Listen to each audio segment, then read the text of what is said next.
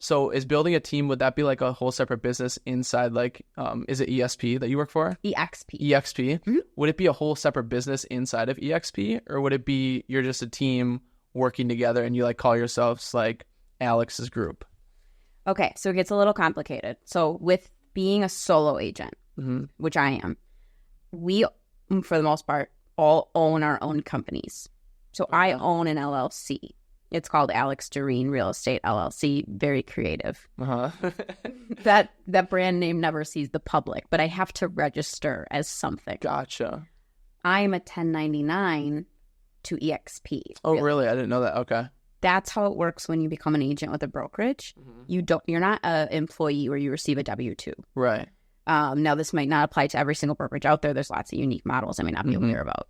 But the typical is that agents are 1099s to the greater brokerage. Okay. We have to belong to a brokerage unless you have a broker's license. Right. Then you can be off on your own.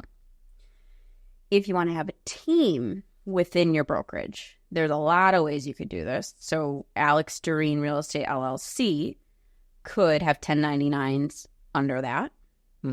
Or those 1099s could be under EXP and we just have some sort of team agreement. Okay. Or there could be what a lot of people, including myself, are considering forming, which are collectives where we're just collaborators and we just run alongside of each other. But we don't necessarily work for one another. Right. Yeah. And that's I think a beautiful model in itself. But the beautiful thing about real estate is there's no one answer. It's what does your brokerage allow? Because every brokerage has rules and you have to follow. But you could create whatever sort of team structure you really want and make sure your brokerage approves it. Okay. Typically, in a standard real estate team, you have a team leader. Some companies call them a rainmaker. Those are your big bad producers. They make a lot of sales. Okay. And they're very attractive to the public. And then they might have newer agents or maybe agents that just don't want to build their own big business. And they come work under them. Okay. So using my team, my LLC as an example, if it's Alex Derenne Real Estate, there could be Hunter underneath me. And Hunter, you may do all your own sales, but I may, as the team lead, take a split of your commission because I'm going to pay for your marketing. I'm going to pay for leads. I'm going to pay for your for sale signs. I'm going to mentor you. Okay. There's a lot of value given when you're a team member from your team leader. And in my opinion, the best team leaders want you to grow to be your own. Yeah. That's a leader, that's a mentor to me.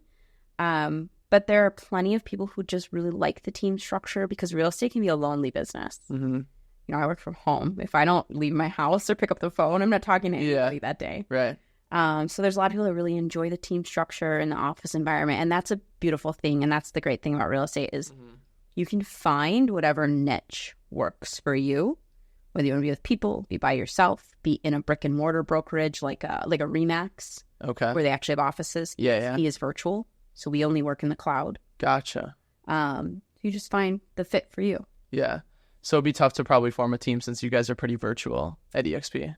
It can be and it can't be. What I like about EXP, we're very entrepreneur mindset based. So everyone I know within EXP is a business owner and a business leader. We run a business.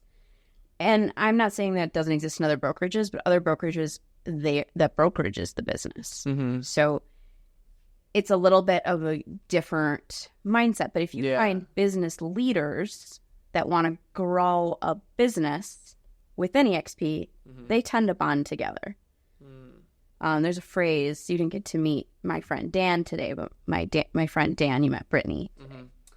Dan uses a phrase, you're either a runner, a jogger, or a walker.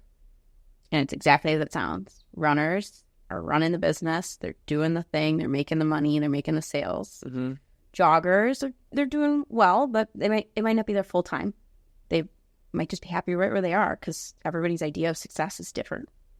And walkers aren't driven typically. They're not the entrepreneurship mindset. They prefer things handed to them. And that's fine.